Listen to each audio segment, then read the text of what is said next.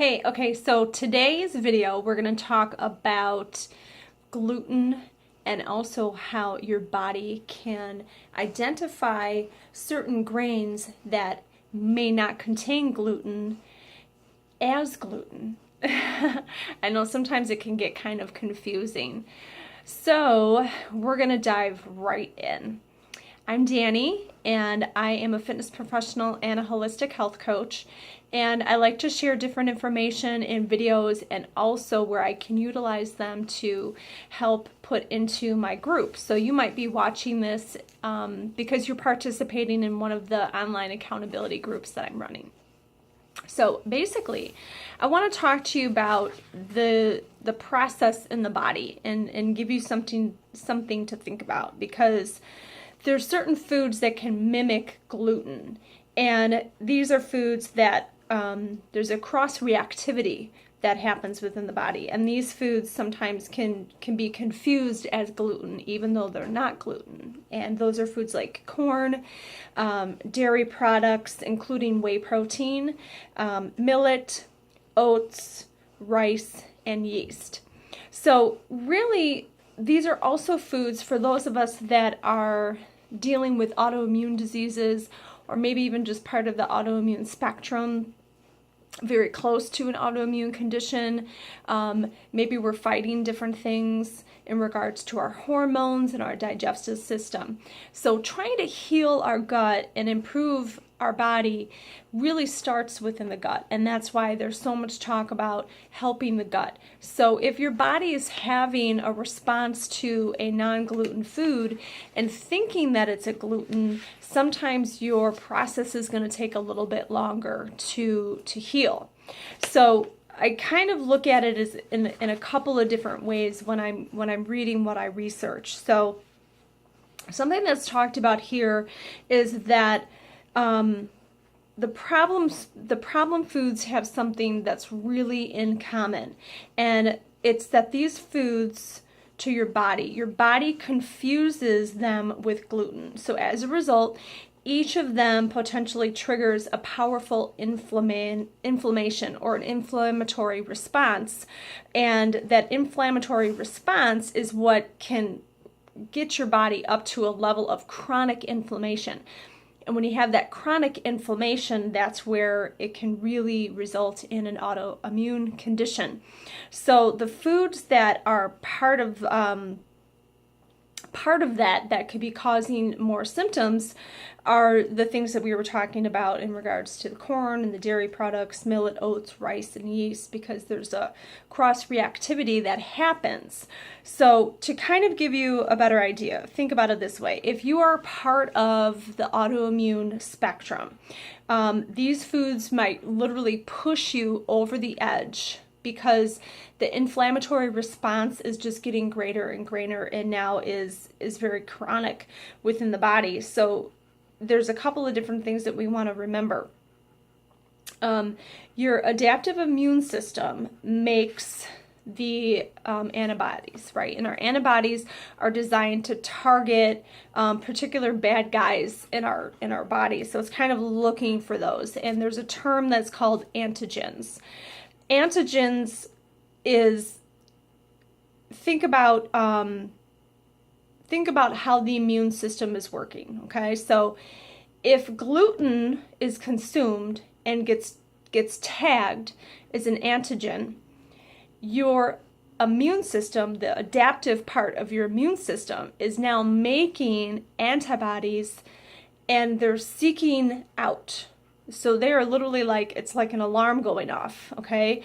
So that antigen is now being attacked by our immune system because it made those antibodies, and it wants to go out and it wants to try and seek them. So the antibodies can easily be confused, and when that alarm goes off because it's a food that looks like gluten, that's where it can be very confusing, because it's kind of, the gluten has been targeted as an antigen, so the antibodies get very confused and are not going to be able to tell the difference. So the scientific name for that is the cross-reactivity. So basically, your adaptive immune system confuses those gluten-free grains with gluten-bearing grains, and it's flooding your body with the inflammatory chemicals, whether it's had wheat, rice, or corn. So regardless of whatever it's had, it's flooding our body with these inflammatory chemicals. So your immune system can confuse other foods with gluten too. So if we're having the dairy, we're having the corn, rice, yeast, and millet, this is why when you're fighting an autoimmune, I recommend, from the studying that I've done and plus personally what I've gone through, is taking those foods out and at least trying to keep them out for 30 days so you can give your gut that proper time to really heal and seal. And then later on, maybe you want to try to reintroduce rice, and then you can do that for a few days in a row and see what your body's response is. It's a great indicator to you in regards to how your food is going, is when you do reintroduce something, what happens. So let's say by like the third day you reintroduce it, now all of a sudden your pain level starts to increase, right?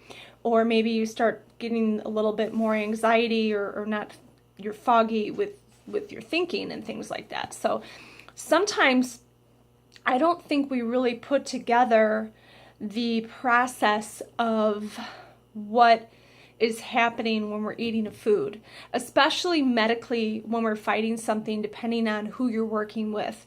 So, holistic, homeopathic doctors, naturopathic doctors, and functional medicine doctors really dive in on a different side of nutrition versus MDs, because doctors are amazing, but just remember, when you're on the search to get help when you're fighting something like this, it's very common for most MDs to want to prescribe medication for you. And functional medicine doctors and naturopaths want to find the root cause of what's going on. So healing that gut while you're working with your doctor, and finding the functional medicine doctors and the naturopaths to help you goes along with all of the stuff that I'm teaching you and helping you with here in regards to, other than you getting your testing done to find out exactly what is going on, right? So kind of think about your body is really this, you have this command center, and we want that command center to be calmed down. If we keep eating these foods over and over and bringing in more of the inflammatory response to the body, you really don't have that opportunity to get everything to calm down. So that's why I encourage you to, when you're looking at the food list for avoiding, just remember you're avoiding that as a health reason, not to feel deprived. It's for a health reason, because for you, healing the gut and getting your system to calm down and relax and to have less inflammation is key for your healing journey. Myself, as well as so many clients and people that I know working with a lot of these functional medicine doctors that I study under, are able to get off medications or even lessen them and then get off of them. There's certain medications, depending on conditions, that you may or may not have to stay on. It really just depends. But when you learn about the medications causing more inflammation and more issues, it becomes that decision of what is better for you to do. Healing the gut and bringing your inflammation down is going to lessen a lot of the symptoms. But symptoms are kind of talking to us, right? So when I have a pain, when I have a flare-up, I have to always go back to my food choices and always go back to my stress level and always go back to how much rest did I get. Because usually food is going to be my top indicator of what I ate 3 or 4 days ago. So you might not notice it day 2, but then day 3, day 4, or even into the next week, all of a sudden the inflammation is starting to rise in the body. Your cells are regenerating. So basically everything that we eat and digest is what our body is using to create more cells.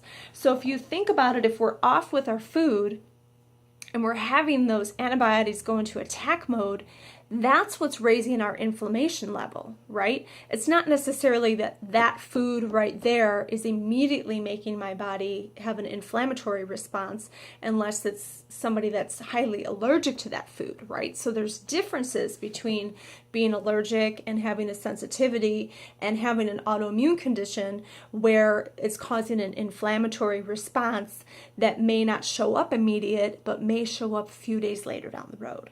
So that's why sometimes I think it can be frustrating, and that's why a lot of times we feel worse before we feel better, because our body is also used to eating those foods, and then we might start getting into this mode of feeling like we're craving those things more. And also, if you have a higher candida level in your body or a yeast fungal overgrowth, you probably have an overgrowth of bad bacteria in the gut that is now making you have more cravings, because sugar, that is what feeds those bad bugs. So when you eliminate the things and the grains that are turning into sugars and feeding those bad bugs, they're kind of angry in there, but then they start to die off. And when they do start to die off, which is a good thing, you may kind of feel yucky for a while. You even may feel like maybe you have a cold or the flu, or you have a really bad headache, you're really tired, but then you get through it and you start to feel better.